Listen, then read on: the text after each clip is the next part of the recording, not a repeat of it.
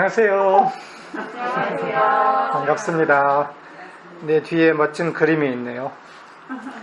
It's a beautiful painting behind me, looks like. Yeah.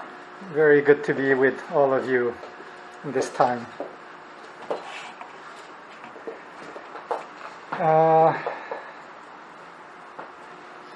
Korea is in the full of summer now. 한국은 이제 열심히 여름에 도입을 했어요. 약간 장마 느낌도 벌써 시작을 했고. Also a little bit of the feeling of monsoon beginning already here in Korea.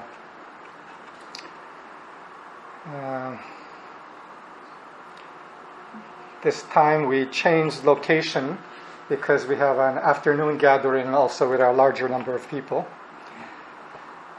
이번에는 우리가 장소를 옮겼어요. 오후에 더 많은 숫자 사람들과 모임이 있기 때문에. 그리고 이 장소 매우 고맙습니다.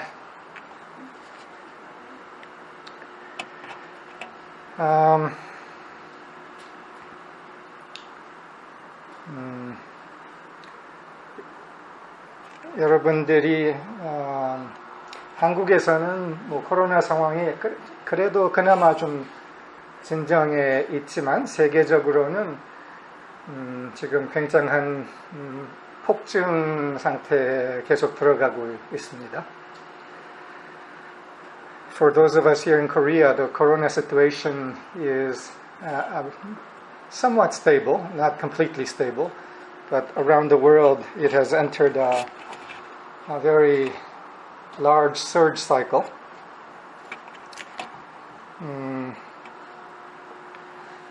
제가 2주 전에 서비스 했을 때 그날이 미국에서는 현충일, 메모리얼 데이 휴일이었어요. 그 현충일 휴일은 미국에서 제일 큰 휴일 하나고 그때는 사람들이 다 나가고 싶어 하고 모이고 싶어 해요. 그리고 그때 이제 코로나 너무 답답하다. 우리 실컷 가서 놀겠다 하고서 많이들 모여서 놀았어요. 근데 그 결과가 지금 딱 2주 후에 코로나 폭증으로 지금 드러나고 있는 거예요.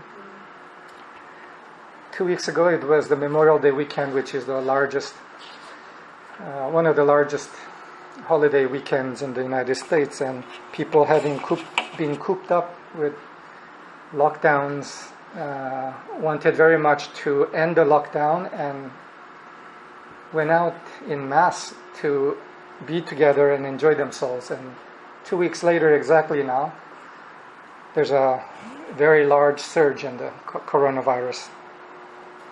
근데 그것만 아니라 이번에 1-2주일 동안 거진 또 미국의 어마어마한 시위, 세계적으로도 어마어마한 인종학대에 대한 시위가 있었잖아요.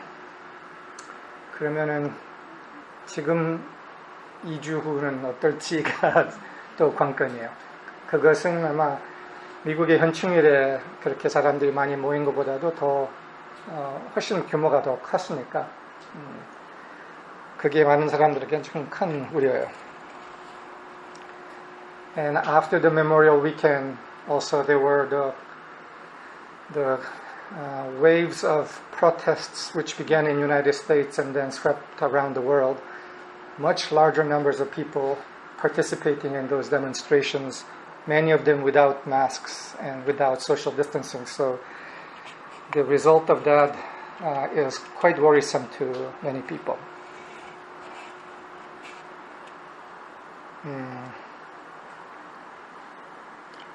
근데 이런 거를 보면서 지금 이 시기가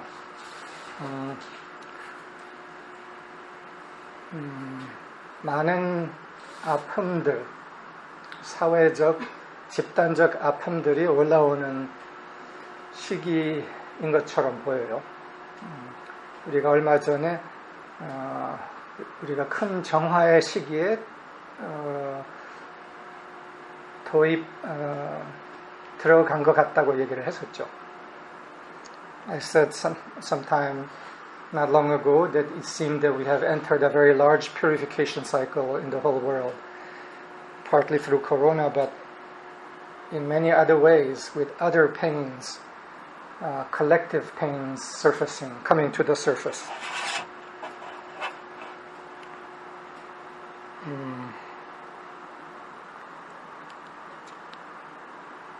그래서 오늘 내가 다루고 싶은 주제는 아픔의 집단적 치유예요. 아픔의 집단적 치유. The topic that I want to touch on today is the topic of the healing of collective pain.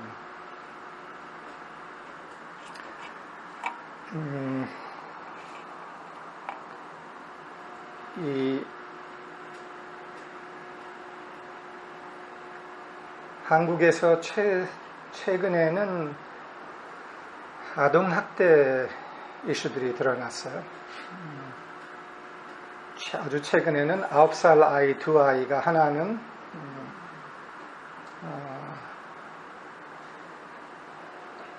부모가 여행 가방에 가두어서 숨지게 한 사건이 있었고, 또 하나는 9살 여자아이를 쇠 목사슬을 메어서 베란다에다가 이틀 동안 묶어 놓았던 것이 드러나기도 했어요.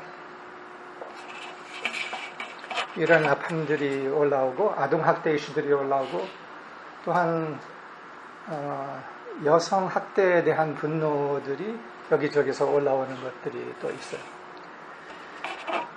In Korea, some of the recent issues that have emerged have been child abuse of women. The most recent incidents that occurred, which happened just in the last couple of weeks, were two 9-year-olds, one whose parents locked the child in a travel suitcase because he lied and wanted to teach a lesson, and locked the child for 7 hours, and he died suffocated in the travel suitcase. And this was a stepmother who did that. And another incident was where a 9-year-old girl was chained by the neck with a metal chain to a veranda railing for 2 days. And both of these incidents have brought tremendous feeling of trauma and anguish in Korea, particularly to mothers, I think. 그래서 이 두 사건이 많은 사람들한테 안에서 분노와 슬픔을 가져온 사건들이죠.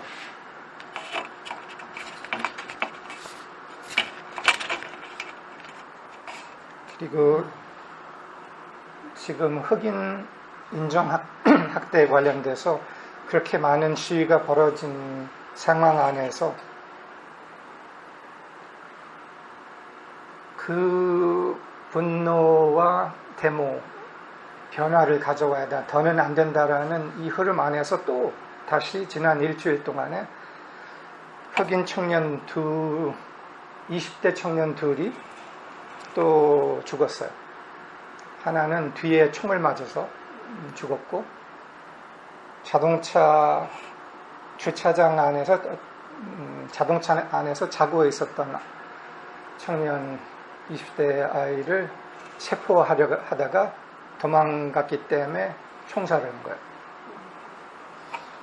그리고 또 하나는 27살 청년인데 나무에 매달린 채 시체로 발견이 됐어요. 근데 이게 그 진술서에는, 경찰 진술서에는 자살인 것 같다 라고 했는데, 이게 자살인지 학살인지 아직 밝혀지지 않은 거예요.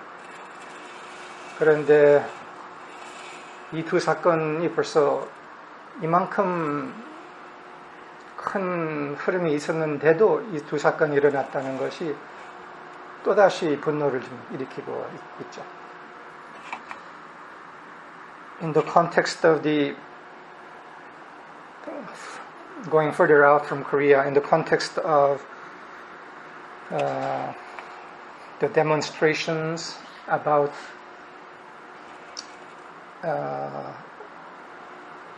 racism and racial violence,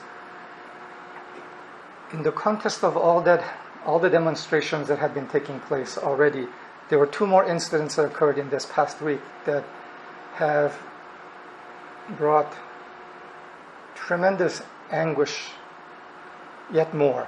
And it was the death of two black young men, one 24-year-old and another 27-year-old. One was discovered hanging on a tree.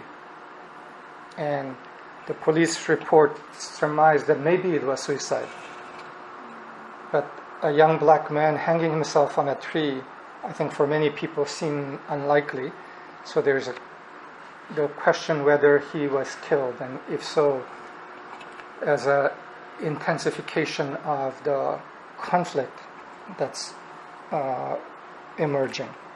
And another one was a young black man who was discovered sleeping in a car in a parking lot, and the police tried, and I guess the car was not his, and the police tried to arrest him, and he ran away, and the police shot him in the back. So all of this is bringing more anger. 하여간 많은 아픔들이 올라오는 그런 시기예요. Overall, this is a time where a great deal of pain at the societal level is taking place.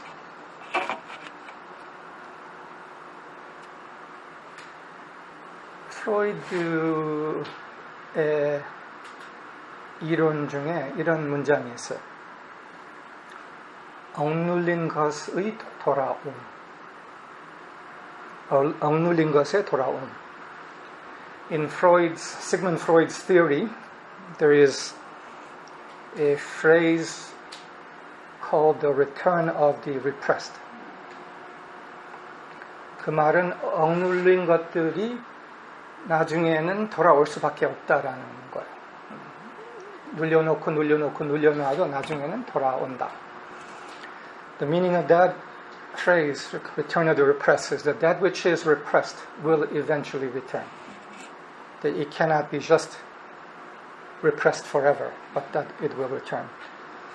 그래서 우리가 지금 보고 있는 것, 아픔의 올라옴이 억눌린 것들의 돌아옴이라고 아마 이해할 수 있지 않을까 생각해요.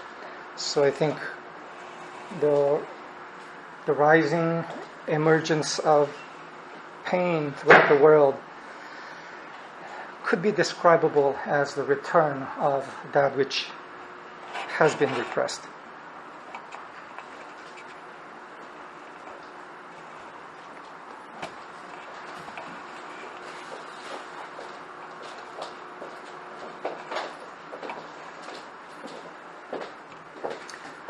그런데 이러한 왜 이런 아픔들이 올라오고 있는가? 그냥 아픈 것으로 우리를 아프게 하기 위해서 올라오는 건가? 왜 올라오는 건가? So the question arises for us, why the rising of all this pain? Is it just to make us more pained?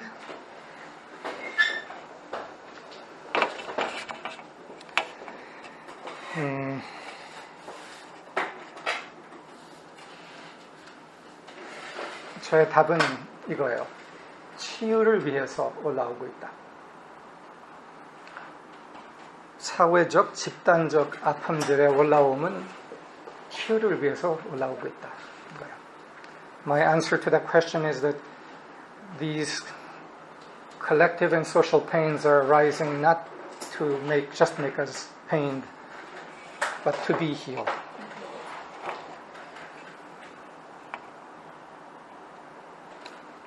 이번에 그 흑인 인종차별 시위의 핵심 구호가 있어요.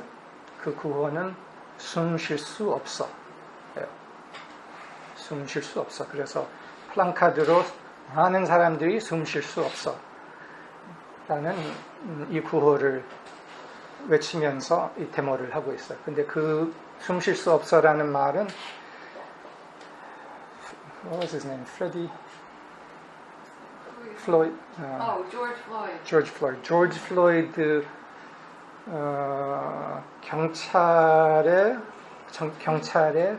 무릎에 짓눌려서 8, 9분 동안 숨 쉴 수 없어 외치면서 끝내 죽은 사람의 그 외침이었는데 이것이 핵심 구호가 된 거예요. There is a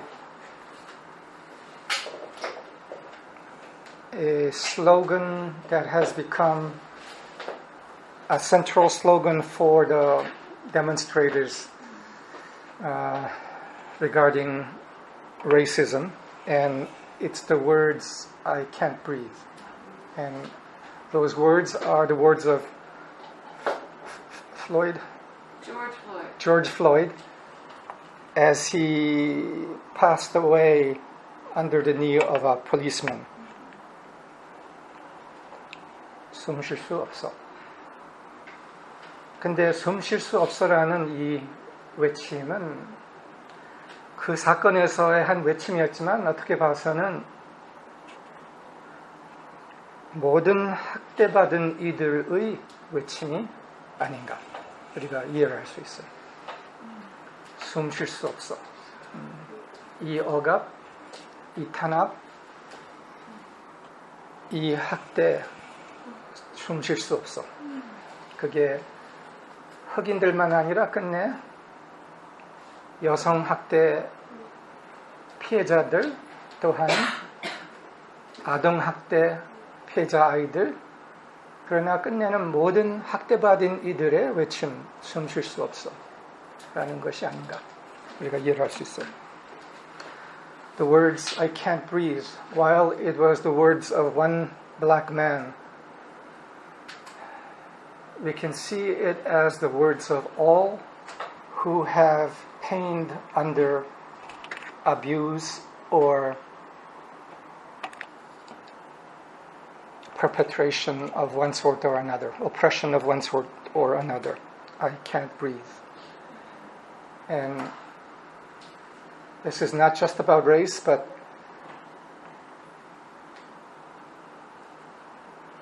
all that have been one way or another abused, including women, children.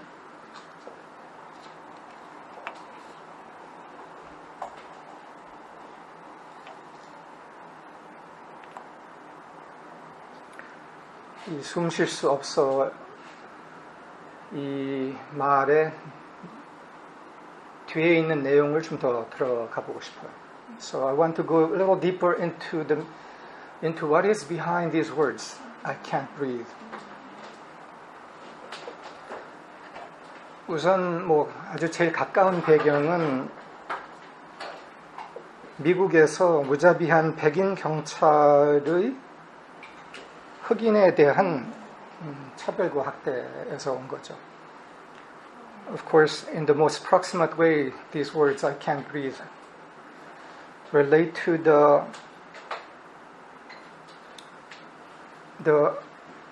discrimination and abuse of black people by white police in the United States, and that there is a severe level of discrimination that has been quite systemic.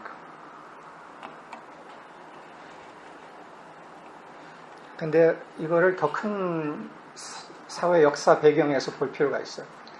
그거는 뭐냐 하면은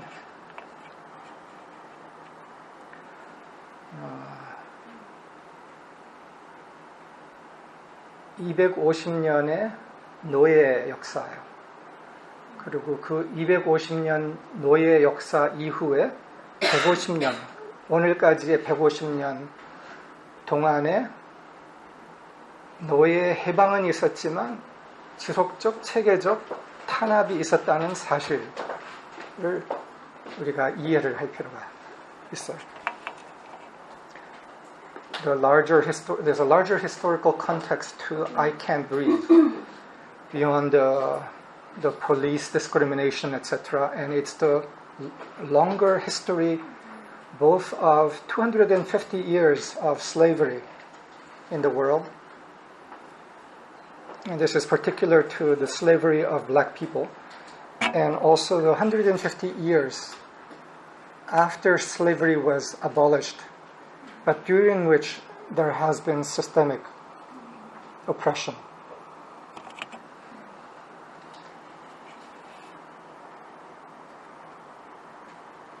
그러니까 이 인종차별이 그냥 개인 차원의 인종차별만이 아니라는 얘기예요. 그냥 흑인들 싫어, 다른 색깔 사람들 싫어 차원 넘어서 훨씬 더 깊은 뿌리 그리고 시스템의 뿌리가 있다는 거예요. So the implication of this is that racial discrimination is not merely individual racial discrimination as in, oh, I don't like people of color, black or whatever color, but is something that is much more deeply historically rooted and systemically rooted in the world.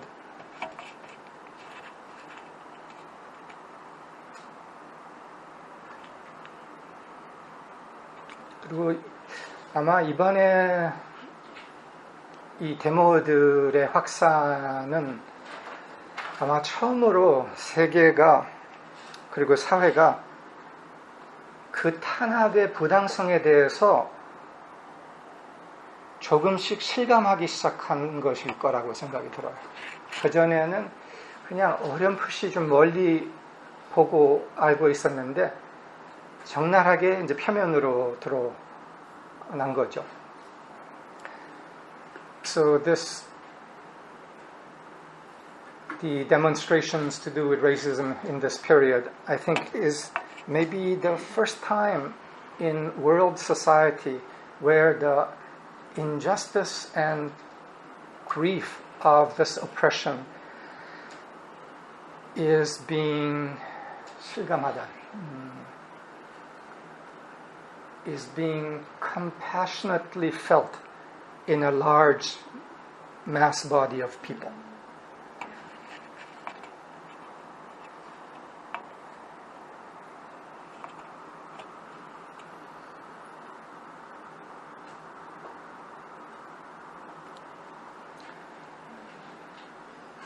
체계화된 학대가 인종차별적 체계화된 학대가 400년 됐다는 거예요. 250년 노예 시대가 있었고 그 후에 150년 동안도 지속됐다는 거예요. The implication of all this is that there has been actually 400 years of racial discrimination and oppression, which includes 250 years of violent slavery and then 150 years of systemic discrimination. 이 체계화된 학대 안에는 경제적 학대도 포함이 되어 있어요. 근데 이것이 굉장히 중요한 요소예요. 그래서 그거를 잠깐 우리가 함께 보면 어떨까 해요. And within this systemic discrimination, there is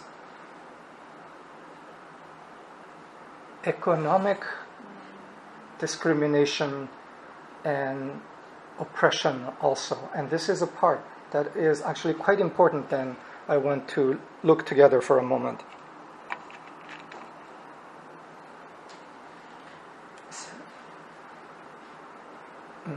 서양에 있는 흑인들은 많이 가난해요. 미국에 있는 흑인들은 흑인 가족의 재산은 평균 백인 가족의 재산의 10분의 1이에요.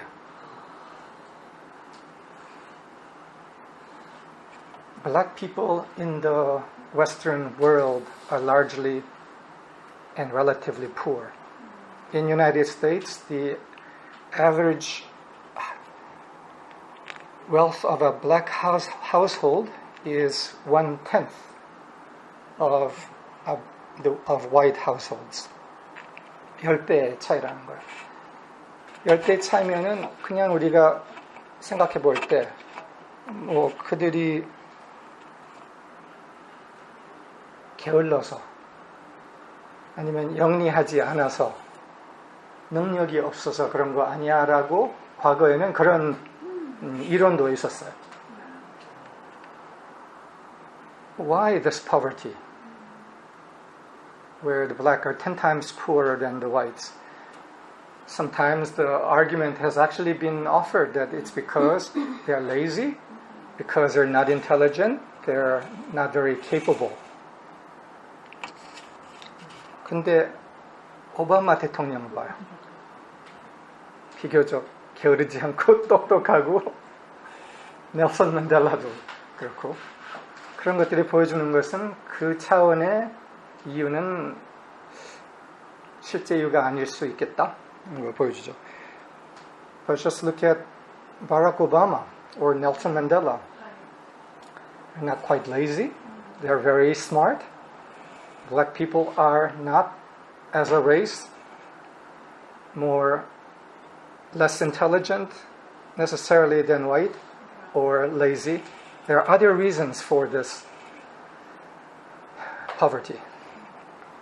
그래서 흑인들의 빈곤은 다른 이유에서 온다는 이야기예요. 그 이유는 우리가 이렇게 간단하게 정리할 수 있어요.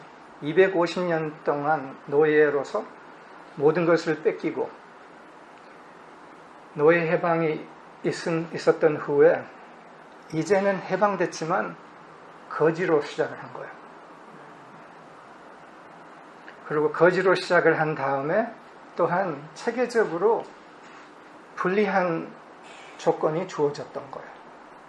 그러니까 가난할 수밖에 있는 거죠.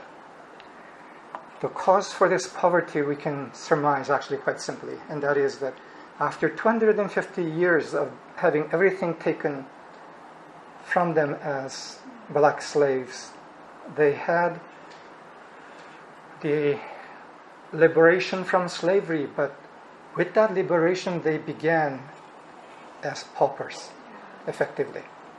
And having begun as paupers, they had 150 years of unfair or biased conditions to fight through.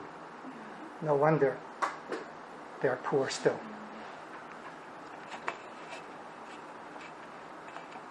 그 말은 250년 동안 강제 노동을 했다는 거예요. 그리고 서양의 많은 사람들의 제일 큰 부는 그 강제 노동으로서 부가 척축된 거예요. 축적됐던 거라는 거죠. So what this means is that they experienced forced labor for 250 years, and many of the large pools of wealth in the West were created through this forced labor.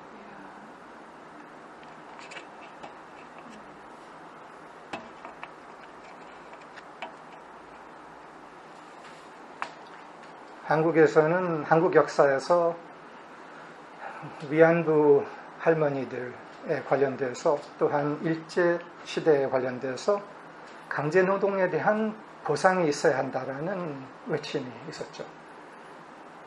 그거는 근데 몇 년이에요. 근데 250년이라면은 이것은 어찌할까?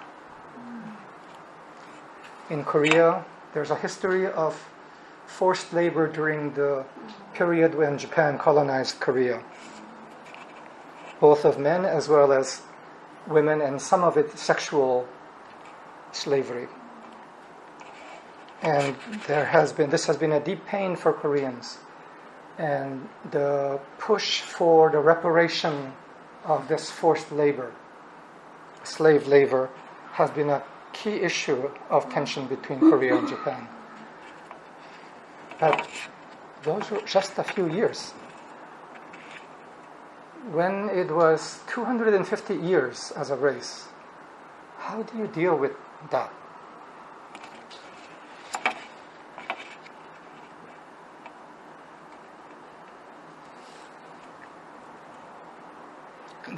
사실 근데 역사에 중요한 순간이 있었어요. 그것은 링컨 대통령이 노예 해방을 가져온 거 말고 또한 다른 시도를 시작을 했었어요. 그 시도가 뭐였냐 하면은 보상이었어요. 그리고 그 보상이 뭐였냐 하면은 이런 유명한 문구가 있어요. 5만 평 땅과 당나귀 한 마리라는 말이 있어요. 이것이 링컨 대통령 밑에 셜먼 장군이라는 사람이 체계적으로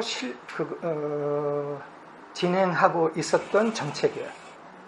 그러니까 모든 노예들에게 땅 5만 평 그리고 당나귀 한 마리를 주겠다라는 것을 진행하고 있었어요. 그리고 그 땅은 노예로서 부를 척축한 사람들에게서 일부의 땅입니다. 일부만의 땅을 회수해서 이것을 주기로 한 거예요. There's a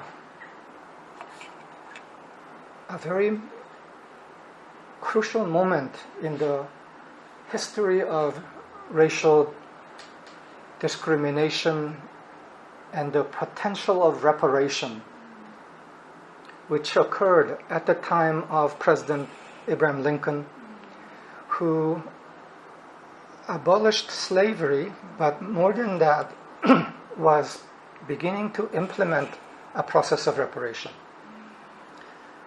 And there's a famous statement that captured this reparation policy, and that was 40 acres and a mule. 미국 사람들은 다 들어본 말이에요. 5만 평 땅과 당나귀 한 마리. 영어로는 40에이커예요. 근데 에이커를 계산해보니까 5만 평이더군요. 5만 평이면은 그거 어마어마한 땅이지. 만약에 그들이 그 5만 평 땅을 받았고, 뭐 당나귀는 모르겠지만 5만 평 땅을 받았고 그렇게 해서 시작을 했다면은 우리가 굉장히 다른 역사가 지금 현존하고 있을 거예요. That phrase, 40 acres and a mule, is a phrase that pretty much all Americans have heard one way or another about. And had this in fact been implemented, which was in the process of being implemented, then today we would be living in a very different world. And the black history of the last 150 years would have been quite different. And not only that, they would have represented a vision of justice and compassion, not only for black people, but for all people that experienced historical oppression. 그리고 또 한 중요한 부분은 만약에 이것이 실천이 되고 흑인들의 역사가 달라졌었다면은 그들은 탄압당한 모든 이들, 숨 쉴 수 없어라고 느꼈던 모든 이들을 대표해서 더 정의롭고 자비로운 세상의 아마 표준이 되지 않았을까 생각이 들어요. 그러나 그게 실행이 되지 못했어요. 여러분들이 다 알죠. 왜 그랬는지. 링컨 대통령이 암살을 당했어요.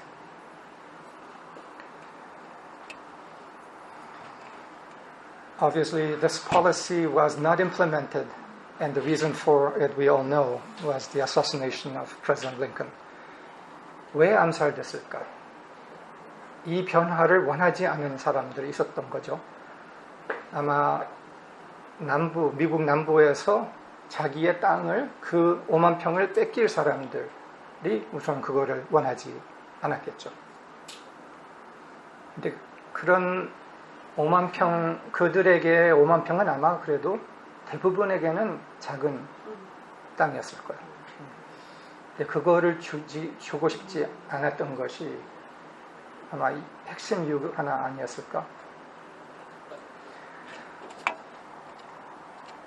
Obviously, there were those who did not want Lincoln to succeed in this reparation. And who might that have been? Possibly, it might have been those in the South who stood to lose that 40 acres. But likely the 40 acres was a small portion of their land. But possibly they didn't want to give even that up. 그리고 그 암살 후에 새로 들어온 대통령은 즉시 그 정책을 없애버리고 그리고 차차 다시 탄압에 이제 노예 제도는 해방이 없어졌지만 다시 탄압적인 요소들이 살아날 수 있게 됐어요. Although slavery was abolished after Lincoln's assassination, the new president did away with that reparation policy, and a period of something much less began. Much less of reparation.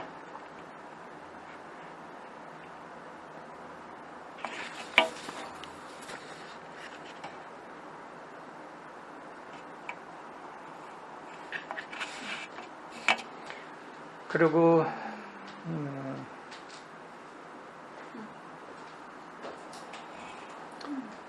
이 150년 전에 링컨 대통령의 암살로서 사라졌던 어떤 세계의 변화, 이게 미국의 변화만이 아니었을 거예요. 그러면은 이건 세계에 변화를 가져올 기회였는데 그것이 사라지고, 그리고 그게 1865년이었어요. 그 암살이.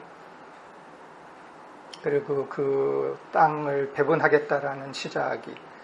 그리고 나서 100년 후 1968년에 미국의 민권운동이 치열하게 드러날 때였어요. 그때가. 그러고서 그것은 흑인 민권을 이제는 보장을 해야 된다. 투표도 보장을 해야 된다라는 운동이 크게 벌어지고, 거기에서 마틴 루터 킹, 로버트 케네디가 핵심 인물들이었죠. And 100 years after the 1865, which was the assassination of Lincoln, as well as the beginning implementing of that policy of reparation, 100 years later than that, in 1968, the United States was intensely in the middle of the civil rights movement with Martin Luther King and Robert Kennedy, seeking to restore the civil rights of black people, and it was gaining momentum, including voting rights. 근데 이 민권 운동이 힘이 점점 모아지고 절정으로 가면서 이제 큰 변화들이 더 올 수 있었던 거죠. 근데 그때 다시 2달 사이에 이 두 사람 다가 암살이 됐어요. So as the civil rights movement gained momentum, the possibility of significant changes in law were in the offing, and within 2 months of each other, both of these men were assassinated. 그러니까 그런 체계의 변화를 원하지 않는 세력들이 너무나 명백하게 있다는 거죠. 이 세 암살을 보면은. So what these three assassinations show is that there are forces that do not want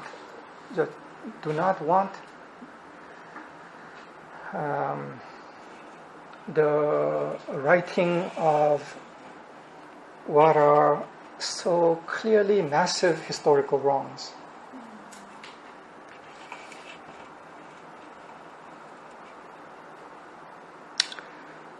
그런데 그 두 시기, 1865년, 1968년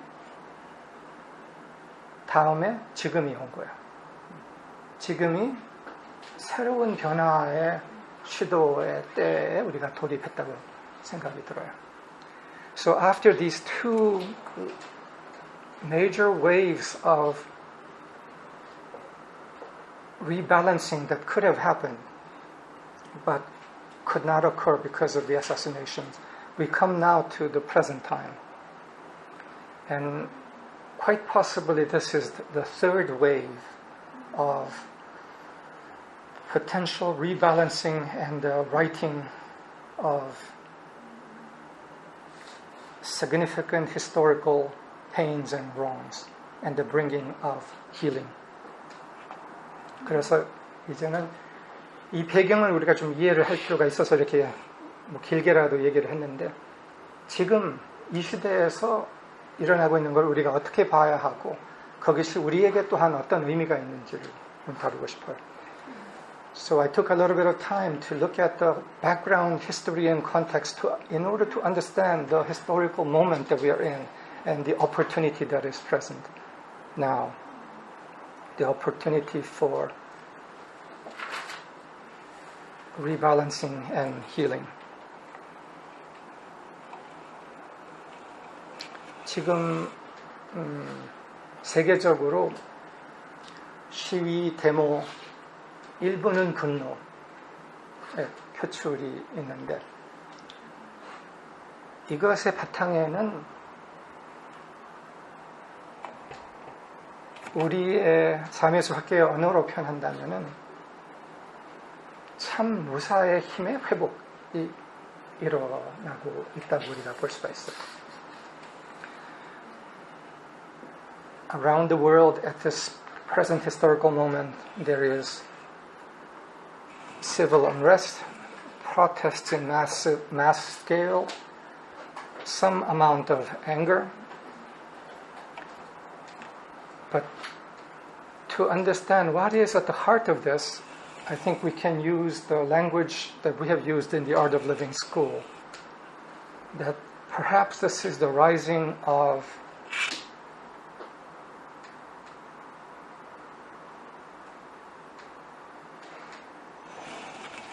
true warrior energy. A warrior energy that says, no, no more. 무사의 힘의 회복에는 더는 안 돼. 라는 강력한 의지의 드러남이 있는 것이죠.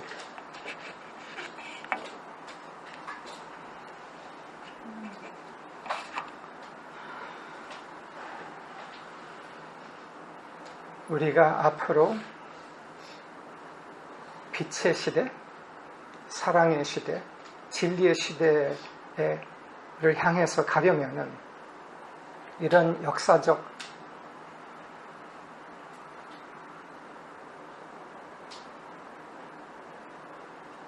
학대, 탄압에 대한 치유, 그리고 그 치유 안에 보상까지도 있어야만 할 거예요.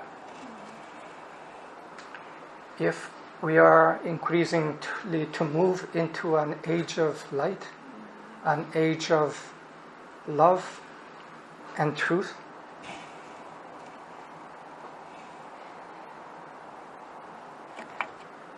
that movement must include a correction of the past wrongs and injustices and a healing of them. And a part of that most likely will be a reparation, an economic correction of the degree of wrong that was done.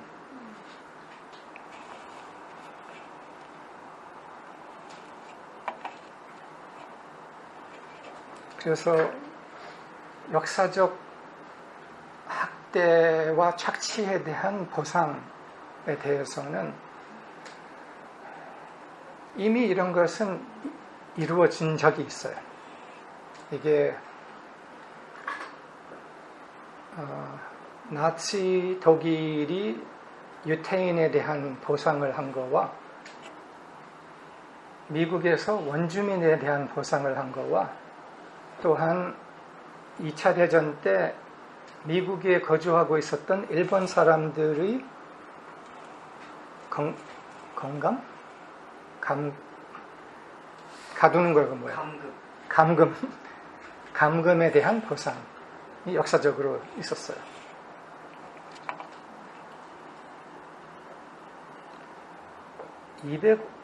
150년 전에 끝난 노예 제도의 보상은 훨씬 더 복잡한 거예요. 살아남은 본인들이 없기 때문에. 그러나 뻔히 그 자손들의 빈곤은 거기에서 온 것이라는 게 너무나 명백하죠. 그러면 이것을 어떻게 다루어야 될까가 아주 중요한 숙제인 거예요. In the matter of healing some part of it, as I said, likely we'll have to include economic reparation. And there is already a history of such reparation that has taken place. And historical examples include the German reparation to the Jews after World War II, and the American reparation to Native Americans, also the American reparation to Japanese internees during World War II.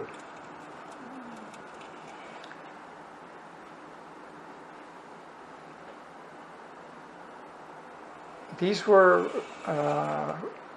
less complicated because the survivors were present to be compensated.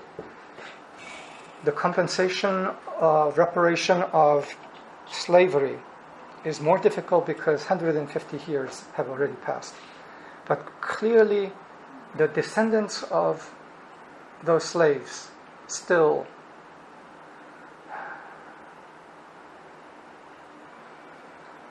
to a significant degree live in poverty. And that somehow must be redressed.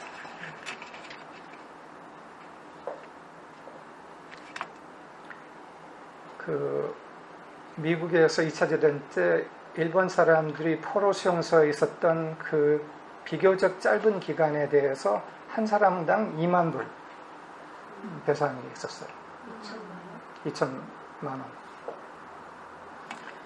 For the internees, Japanese internees during World War II, the U.S. government gave reparation of $20,000 each for just a few years. 그거를 보면은 250년이면 이걸 어떻게 봐야 할지가 약간 좀 가늠이 가기 시작하죠. 그리고 그거에 긴 역사의 현재 결과, 빈곤의 결과. So when they were imprisoned for just a few years and they were given reparation of $20,000 each for such long, much more exploitative history, how must that be handled, and what is the size of the writing that needs to happen? We can begin to sense the scope of what we are talking about. 근데 한동안에는 이런 것은 당연히 있을 수가 없는 일이야 라고 생각을 했어요. 그러니까 그런 보상은.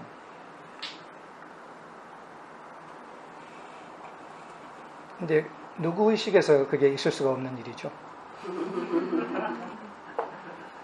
주로는 백인 주류 사회가 이건 할 수 없어, 줄 수 없어 라는 거였죠. For a long time there was a general sense that we can't make such reparation. That's nonsense. But in whose consciousness is that nonsense? Of course, partly it's the mainstream white society that would have to give away for this to be compensated. 근데 그 흐름이 역사적으로 조금씩 바뀌어지고 있는 거예요.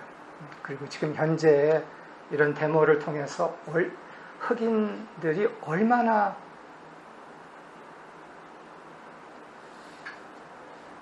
힘들어했는가를 처음 백인들이 이해하기 시작한 거예요. But that overall sense of that could never happen. It's nonsense. Is changing little by little, and that's because for the first time in history, white society is becoming conscious of how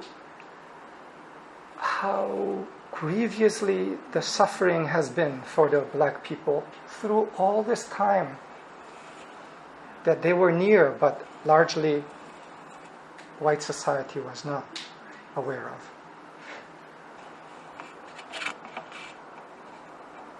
그래서 백인 쪽에서도 의식의 변화가 조금씩 오는 것이 있지만 또한 그렇기 때문에 지금 미국 사회에서는 수많은 사람들이 이런 차별은 계속되면 안 된다라는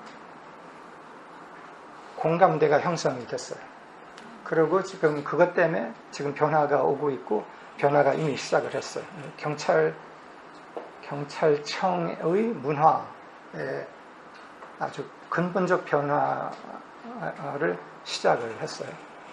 So because a sense of consensus has emerged that this can no longer go on, especially to do with police violence towards minorities and blacks. The changes in law and policy are already beginning to take place. 그러면서 많은 사람에게 더는 안 돼라는 무사의 힘이 올라오고 있고 올라와야 된다고 저는 생각을 해요. 그리고 거기에 우리도 마음으로 함께 할 수 있는 거죠. 이런 폭력, 이런 착취, 이런 학대 더는 안 돼. So in this consensus there is increasing sense of the warrior, this cannot continue. We will no longer accept it. And changes are coming because of that. And we can participate in our own consciousness and in our own heart with the giving of that no.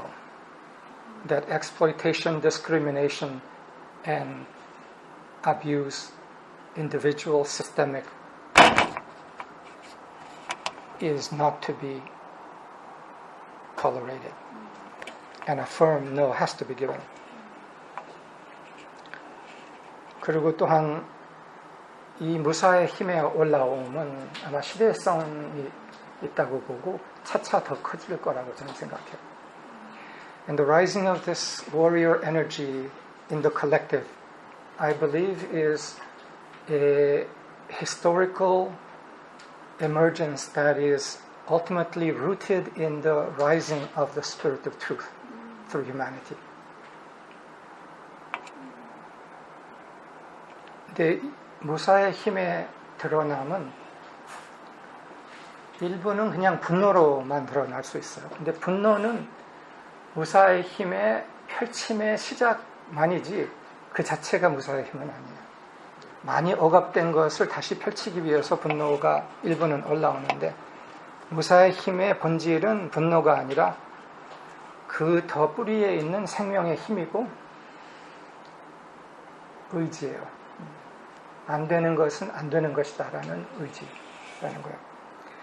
In this emerging of righteous warrior energy that says no to injustice, no to abuse, no to violence, there can be a portion of this rising that expresses itself as anger. But anger is not primarily the quality of the warrior energy. Anger sometimes arises in the emergence of warrior energy where there has been the suppression of righteous warrior energy. So in order to break through, some anger emerges, but that's not the primary quality of the warrior energy. The primary quality is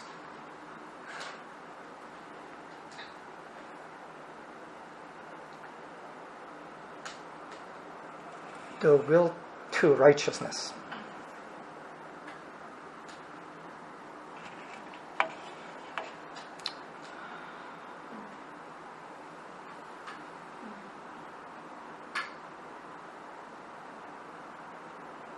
그리고 이 무사의 힘이 차차 올라오면서 어떻게 올라오고 얼만큼 성숙하게 올라올 것인가가 관건이에요.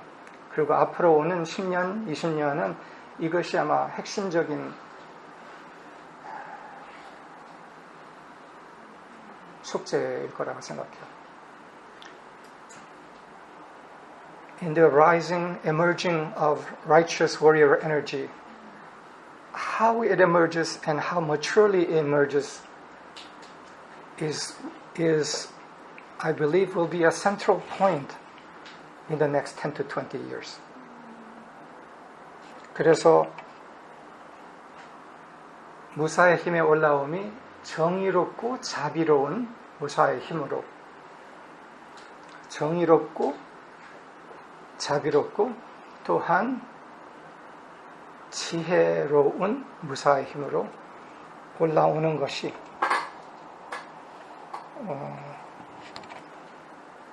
아주 중요한 역사적 숙제일 거라고 생각해요. So in the rising of the warrior energy, its emergence as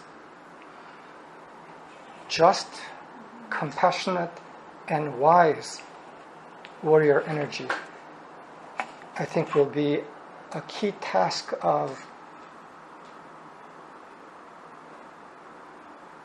humanity's change in the next 10 to 20 years. 근데 여기에서 정의롭고 자비로운 것 말고 지혜로운 부분에 대해서 잠깐 이야기하고 싶어요. So in this, I want to speak briefly about not so much the just and the compassionate part, but the wise part. 근데 그거 전에 우선 정의롭고 자비로운 무사의 힘에 대해서 제가 한마디를 할게요.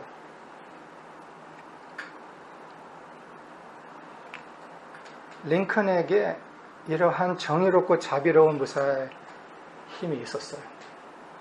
그리고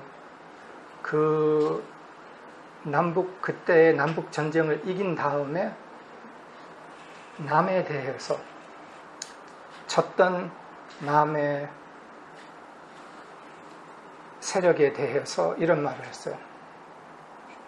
아무에게도 악의 없이 모두에게 자비로.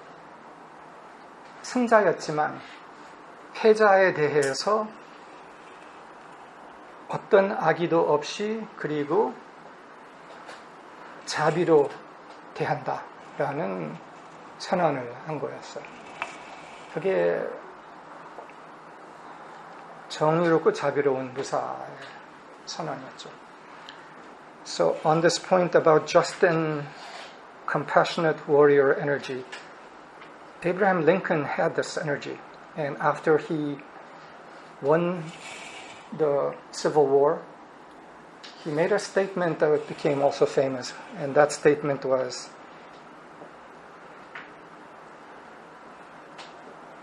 malice towards none and charity for all. Malice towards none and charity for all. And that was the policy he was going to implement in dealing with the South that fought against him. 그리고 사실 그 전쟁은 치열하고 비참한 전쟁이었어요. 60만 명이 죽었어요. 그리고 뭐 어마어마한 사건들도 일어났던 거죠. That war, Civil War, by the way, had enormous losses, something like 600,000 lives lost. So it had tremendous amount of violence. but nonetheless, malice towards none and charity for all. 근데 여기서 지혜로운 부분에 돌아와서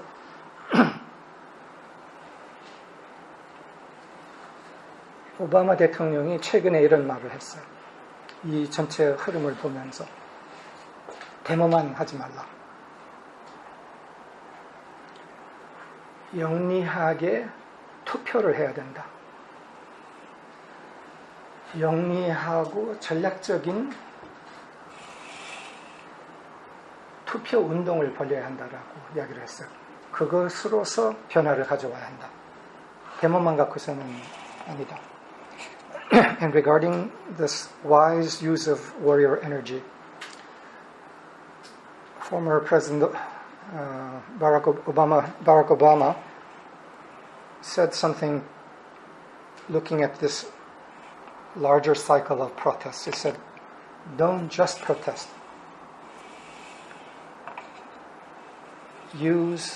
Engage in intelligent activism at the local level through voting.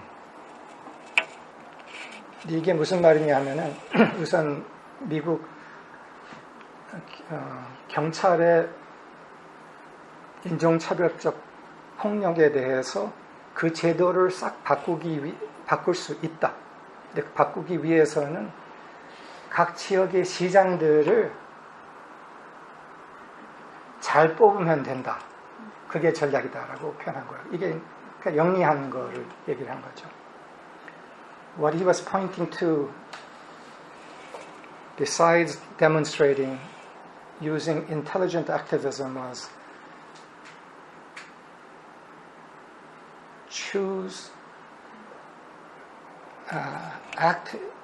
mobilize in local elections and elections of mayors particularly, because it is the mayors who select and shape the police departments, for example. 그래서 시장들이 청장을 뽑고 경찰청의 정책을 만들기 때문에 시장들을 전략적으로 체계적으로 뽑는 운동을 벌리라는 거죠. 이거는 영리한 무사의 전략인 거죠. 근데 그거 넘어서 훨씬 더 큰 차원의 데모만 하지 말고 영리하게 투표를 하라라는 거에는 다른 더 큰 의미 하나가 있어요. 그거는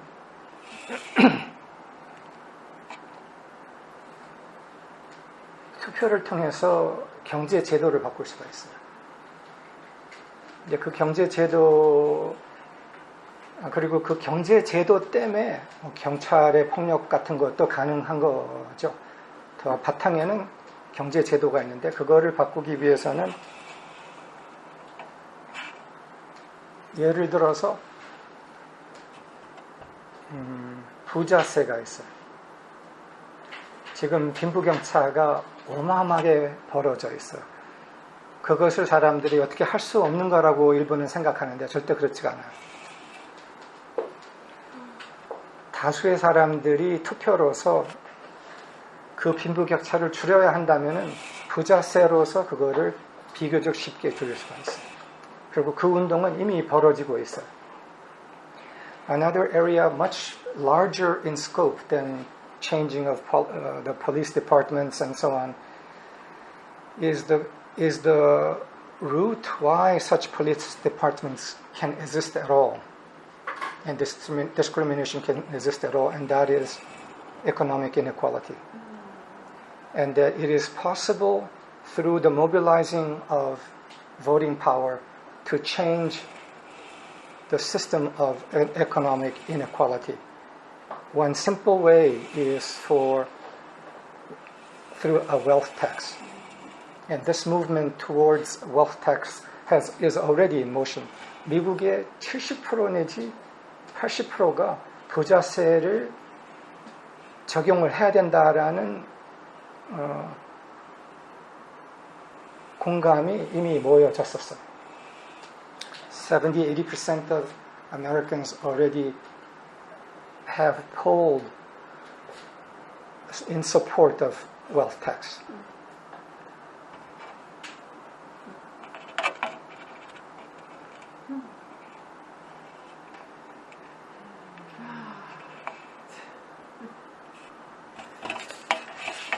이 부자세에 대해서는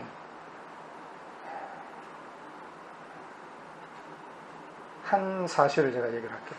Fact. 세계의 상위 1%들이 소유하고 있는 부가 제일 바닥의 90%의 부의 2배예요.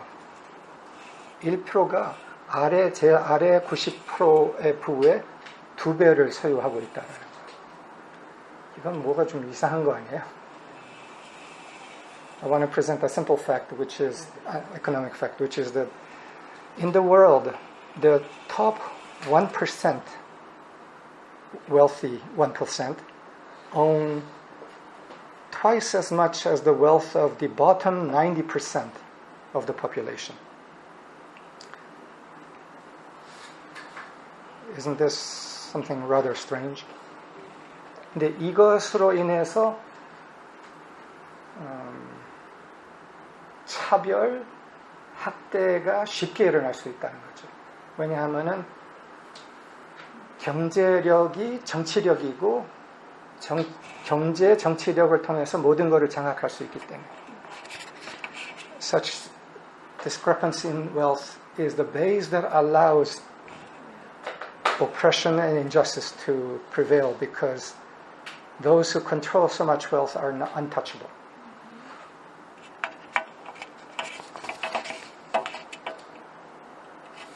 근데 이 1%, 90% 이야기 안에는 이런 이야기는 내가 과거에도 했어요. 그런데 이 90% 바닥에 제일 바닥이 누구냐 하면은 누구겠어요, 그게? 과거 노예들이에요. 과거 노예들의 자손들이 이 바닥을 형성하고 있는 거예요. 거기에서 150년이 지났지만 다시 올라올 수가 없었던 거예요. While I've spoken about this 1% and 90% before, something that I didn't speak about is this. That of the 90%, the bottom 90%, the bottom of that 90%, perhaps, I don't know, 20%, the lower part of that impoverished population are the descendants of slaves. And for 150 years, they could not emerge back from that.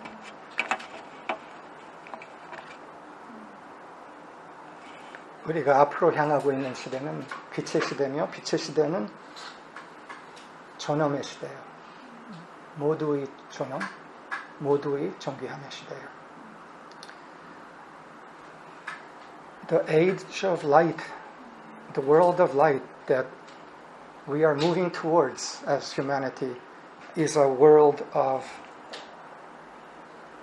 dignity and of worth. And of dignity and worth for all. 그러므로서 빈부격차의 축소는 존엄의 회복의 필수 조건이에요. 그 격차의 회복이 없이는 집중된 권력을 통해서 폭력, 학대가 지속될 수밖에 없는 것을 아까 얘기했던 그 세 암살로 이미 역사적 증거가 드러난 거예요. The movement into a world and an age of dignity and of worth must necessarily include the reduction of poverty or the rebalancing of the wealth disparity of this world. When there is so much wealth and power concentrated in the few, the wielding of that power has inevitably brought violence and oppression, untouchable violence and untouchable oppression. And a historical evidence of that is the 3 assassinations that I spoke about.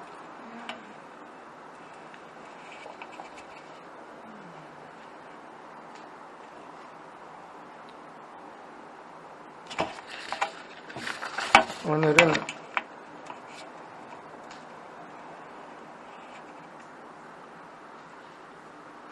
사회의 역사 안에서의 아픔의 치유를 이야기를 했어요.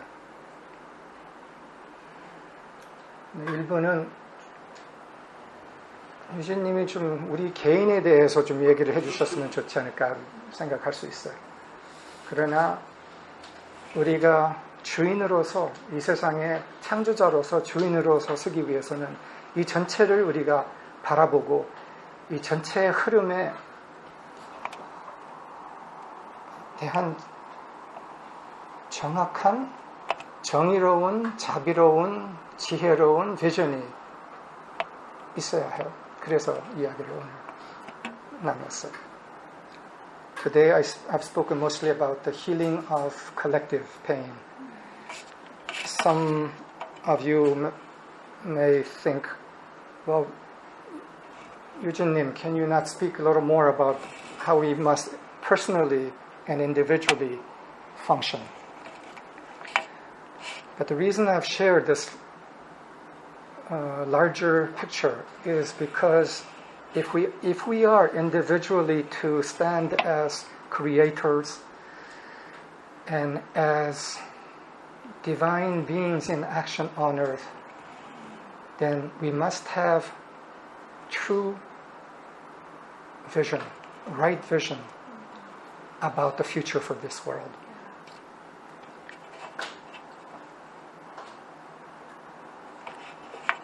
그래서 이렇게 세계 안에서 올라오는 데모의 힘 안에는 정의로운 무사의 힘, 참 무사의 힘이 있다. 그거를 우리가 함께 해야 된다.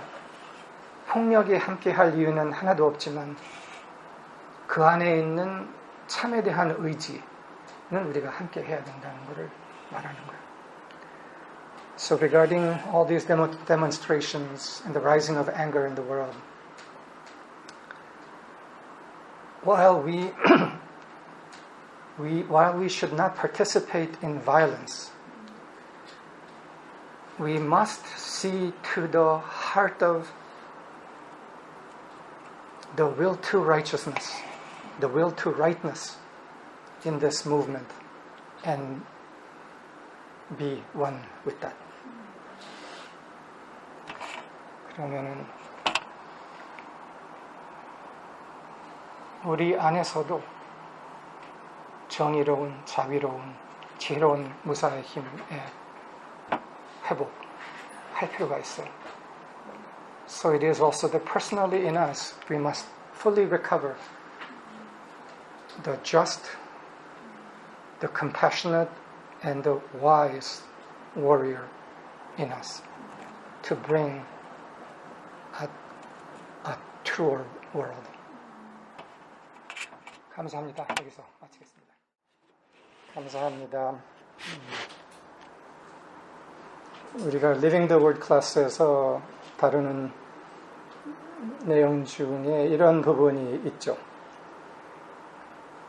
In the Living the Word classes, we touch on topics a little bit similar to this. 그것은 인류 안에 있었던 모든 아픔, 상처는 다 올라올 것이다. 정화되기 위해서, 치유되기 위해서, 그리고 그 정화 끝에 그 밑에 있는 본성의 힘, 빛, 마들랜드가 올라올 것이다라는 이야기를 했어요. 빛의 중심이 올라올 것이다. In those classes, we touch on I make the point that in humanity, all the pains that have been present in the subconscious at a collective mass level will come to the surface as a part of the necessary purification and emergence of humanity out of its traumatized state. And that the movement that is compelling that is the rising of the Spirit of Truth. And that underneath all that pain is the motherland of light that is the true home of humanity. 그래서 이러한 아픔의 올라옴은 그 밑에서 진리의 영의 솟아오름 그리고 궁극적으로 치유를 가져오고 회복을 가져오기 위한 것이다. 그래서 이 회복에 우리가 동참합시다. So the rising of this pain is more importantly the rising of the Spirit of Truth. And through that, the recovery of humanity's true dignity and sense of self. So let us be one with the rising of that truth. 감사합니다, 여러분들.